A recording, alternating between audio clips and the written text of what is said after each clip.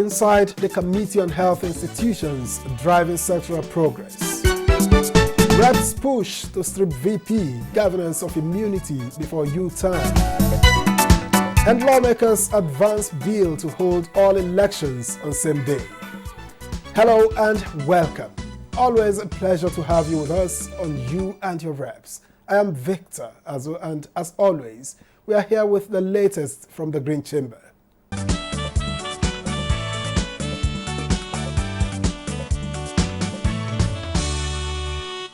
The House of Representatives has taken a step back on two major bills, one on immunity for public officials and the other on capital punishment.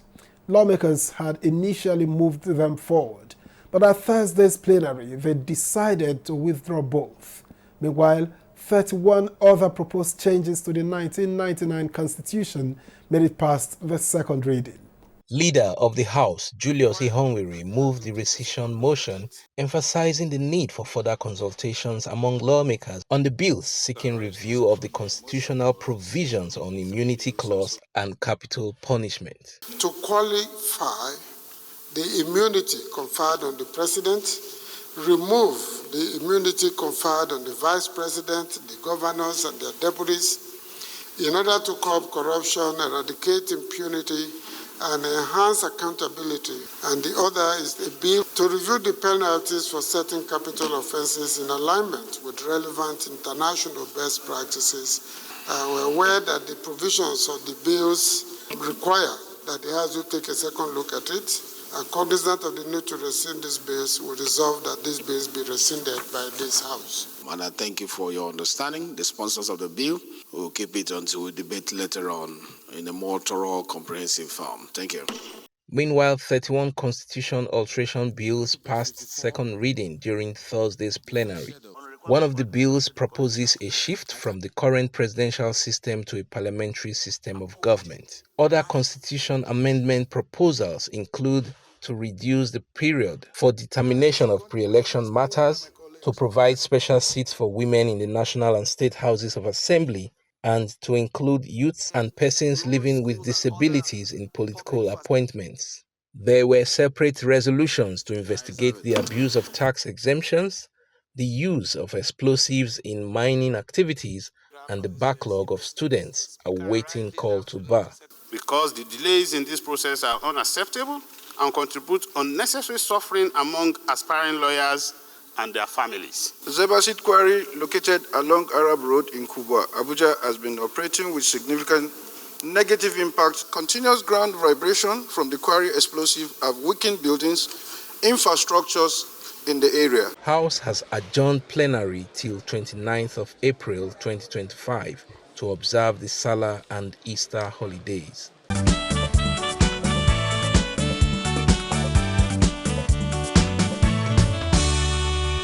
And later on, we caught up with Patrick Umoh, who represents Ikorekpene, Esienudim, Obothakara Federal Constituency of Akwa Ibom State, to break down two of the bills he sponsored.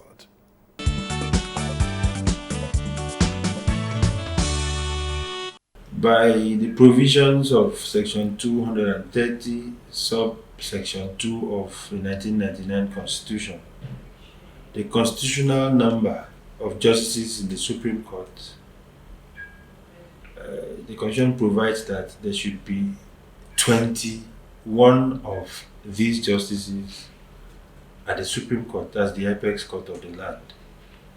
And so I felt that given the challenges we have in the judicial system, where you have too many cases pending, congested court lists at the apex court, there is need to amend that provision of the Constitution and allow for more appointment of justices to the Supreme Court. So I proposed in my bill the appointment of 10 additional justices, totaling 31. That way, it will improve justice service delivery and enhance access to justice.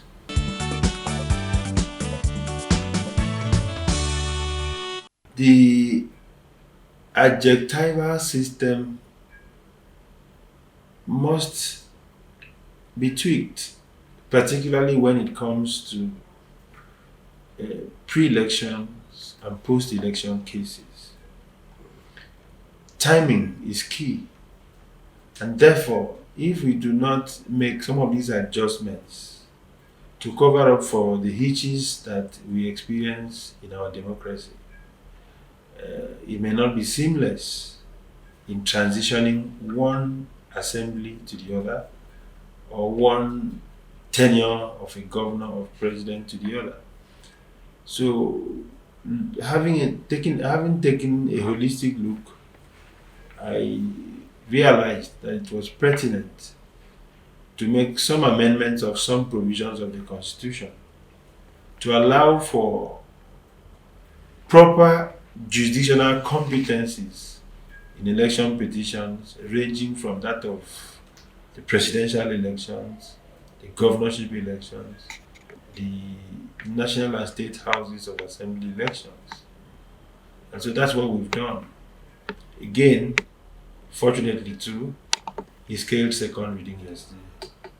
So we want to confer original jurisdiction to the Court of Appeal as the court of first instance for the determination of presidential electoral outcomes. And it's also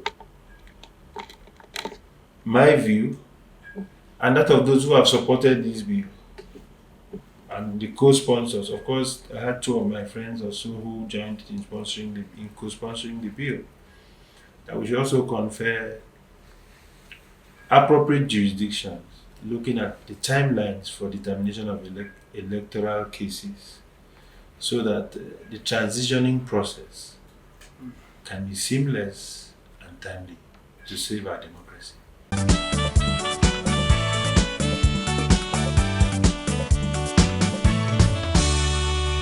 And earlier on, we told you about the House stepping back on two major bills, including one on immunity for public officials. But before that decision, lawmakers had actually advanced a separate bill clarifying the president's immunity while proposing to strip the vice president, governors, and their deputies of theirs, all in a bid to boost accountability. Let's take you through how that played out as the bill initially passed second reading. The bill seeking to limit immunity only to the president also seeks to specify the scope of presidential immunity.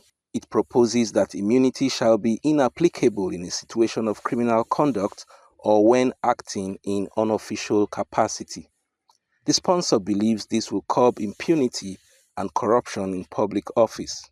Other bills that scaled second reading include proposals to separate the offices of the Attorney General of the Federation and the Minister of Justice, to give state governments the green light to create and fund local governments, as well as to strengthen local government autonomy. Everything we are doing here is to provide for uniformity nationwide, so that state A will not go and say we have 2 years, and state B will say we have 3 years, so that it becomes an offense by any governor or anybody that will tamper with the local government system. Removing mining, natural resources, which will include oil and gas, which is altering section 44 of the Constitution, where you're removing them from the exclusive list and taking them to the concurrent list. The House commended President Bola Tinubu for signing the Southwest and South-South Development Commission bills into law.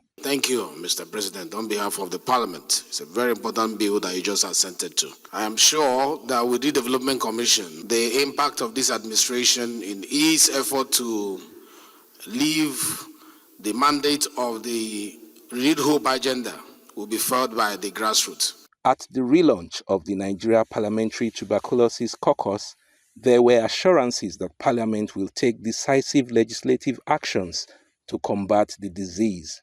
The 10th House of Representatives has, through our legislative agenda, shown commitment towards reforming the healthcare sector. This is therefore a clarion call for Nigerian parliamentarians to strengthen efforts to ensure these targets are met and that our country meets the United Nations high-level meeting targets to end TB by 2030.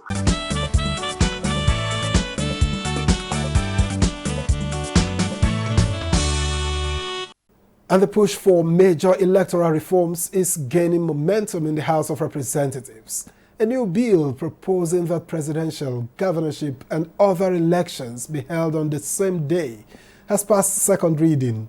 It is one of 40 bills that moved forward during what many are calling a marathon legislative session, the first plenary of that week.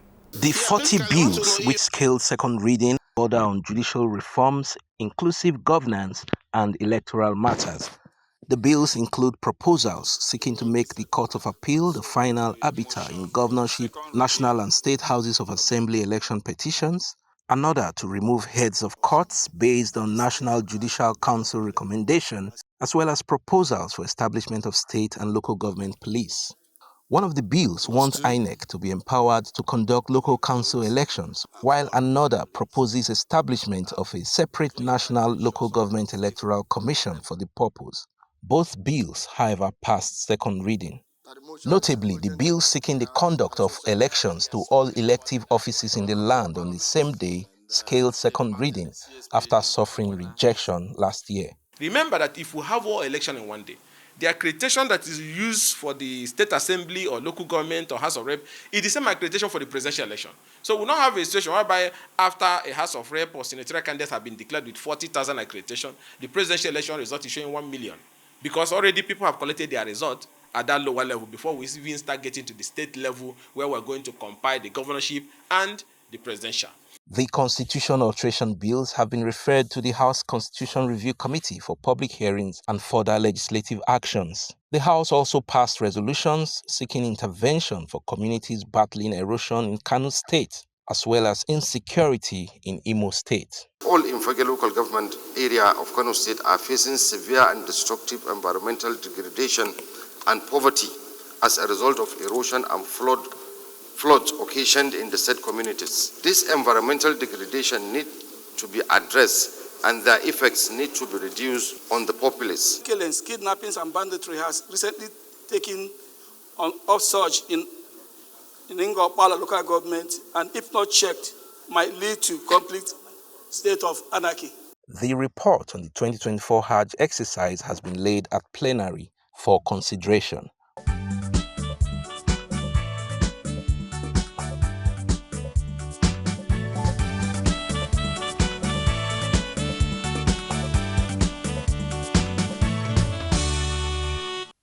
The word committee means different things in different contexts, but in the legislature, it carries significant weight.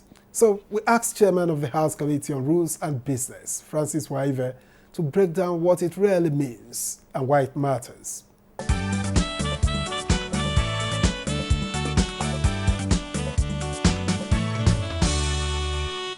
Yeah, there are many types of committees in Parliament. There is ad hoc committees that stay for just a short time, standing committees that are always there, you know, and then statutory committees in this case refers to committees in the House that must have members from every state of the Federation. And then there are committees that must be there in Parliament. Some other committees are just created during a particular session or assembly. They are just, like in the 9th assembly, we had 80 thereabout committees, but in the 10th assembly, we're already crossing 160 thereabout, you know, but there are some that are statutory that must always be there, like appropriation, rules and business, public accounts, public petitions. Those are committees that must always be there. But in our case now, we now have cases like the NDDC committee, NEDC committee. Those are committees that must have representation from everywhere. And then they must be there always in Parliament. Selection committee, when we begin initially, every Parliament, you know, when we begin the assembly, life of the assembly.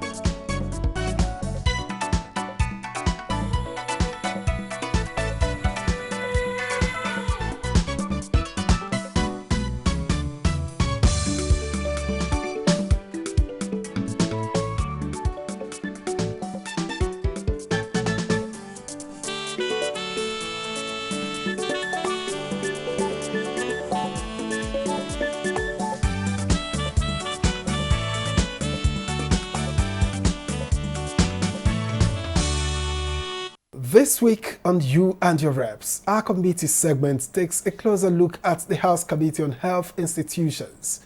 We sit down with its chairman, Patrick Umoh, to discuss the sector's progress and challenges. I assumed the chairmanship of the House Committee on Monitoring, Evaluation and Implementation of Legislative Agenda. And after a year or so, by the indulgence of the Right Honourable Speaker, I was appointed to chair the House Committee on Health Institutions. Now,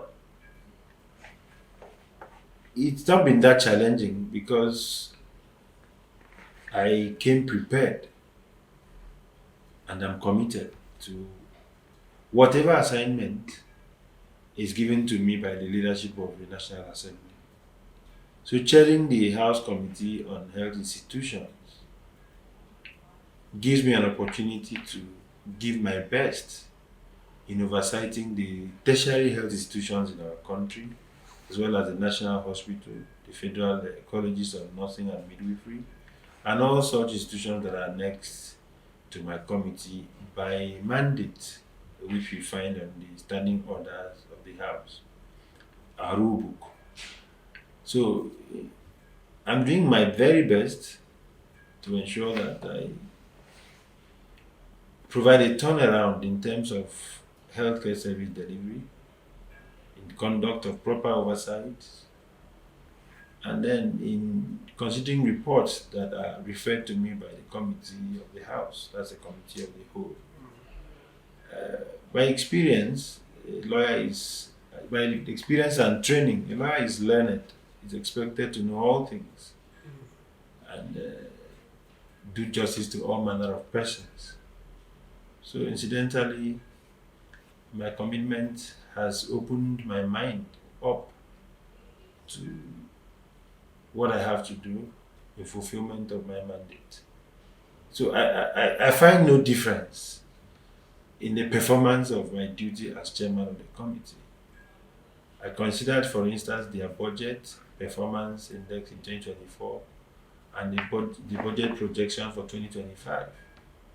And I was very painstaking with the support of committee members in assessing the budget line for the diverse teaching hospitals and federal medical centers across the country.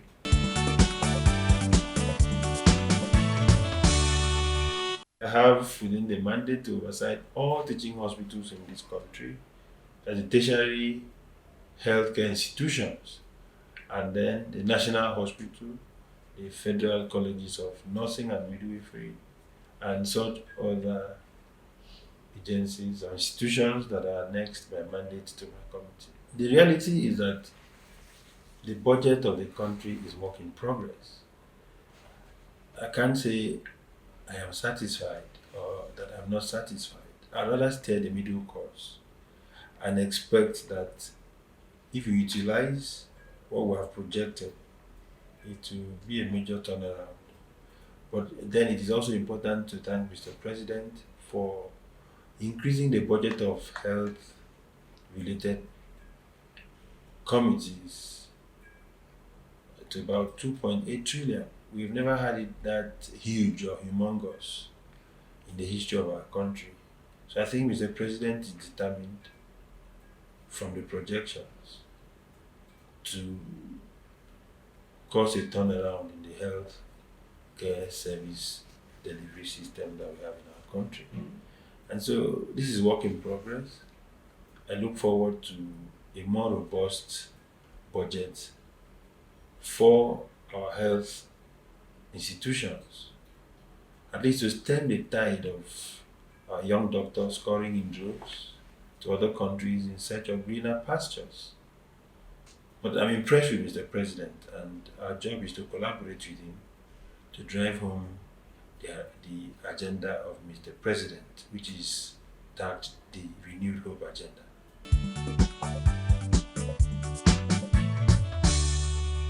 I've been able to embark on some familiarization and oversight visits. And recently I was at the Federal Medical Center in Jabi, and I was impressed by what I saw on ground. I went around the wards, I toured the facilities, and I also know that there's room for improvement. I visited the National Hospital, and clearly I was impressed.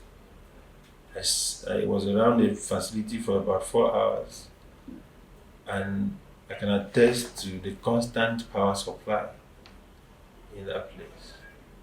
And I was also impressed that they are able to keep the place neat, habitable for patients. And the staff, the doctors were very committed to their work.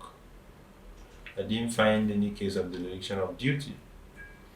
The maintenance culture there is top notch. So if we continue like that as I go around, I am sure that we can make that difference. Nigerians need that needed difference, and that's why we're here to partner to support Nigerians to enjoy proper health care. But I've had the cooperation of the leadership of the House and the members of my committee, so I'm rest assured that my job will be seamless.